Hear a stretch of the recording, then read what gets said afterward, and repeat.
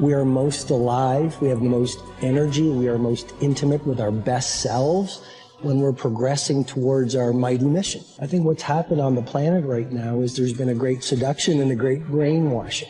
When we are kids, we want to be astronauts. We want to do all our dreams.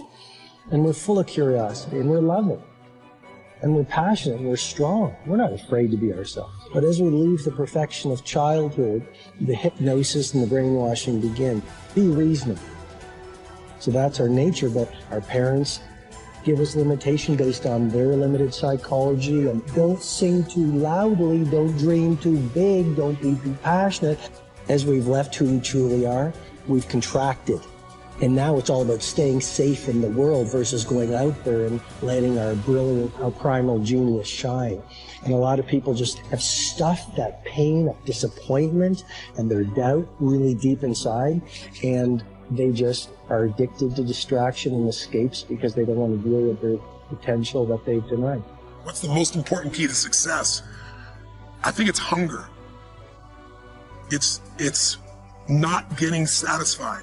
A hunger that doesn't go, a hunger to learn, a hunger to grow, a hunger to serve, a hunger to give, a hunger to create breakthroughs. Most people are hungry until they make a certain amount of money and then they get comfortable. And there's nothing wrong with that, but it's not about the money. It's not about the business. It's about your growth. Because every one of us either grows or dies. People ask me all the time, what does it take to be happy? I say one word, progress. Progress equals happiness, because achieving a goal feels good for how long? A week, a month, 3 months, and then there needs to be something else. And the reason for something else is because you got to grow. I want to find more. All I can. And in that sack of you have to dive in that to find more. Because if you're not willing to go in there and face yourself, I can find anything. You can live right here on surface, man, right here on surface.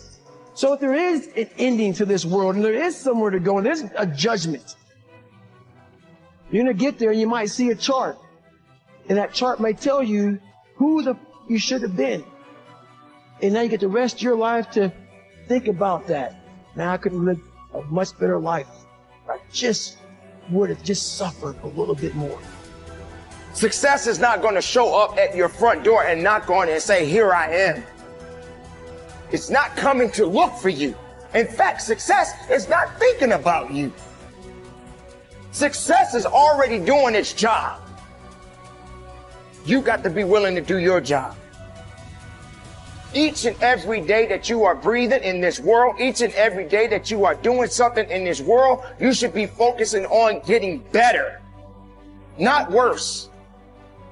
You should be understanding that, hey, I can't be this same person on a day in, day out type of way. I got to keep focusing and going further and going harder and going stronger and pushing myself till there's nothing else left to push forward.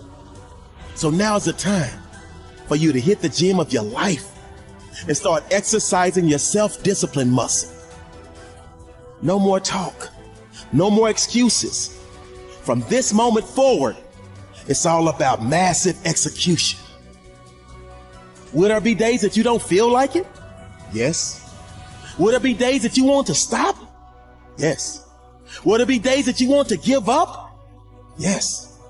Will there be days that you want to quit? Yes. Listen to me.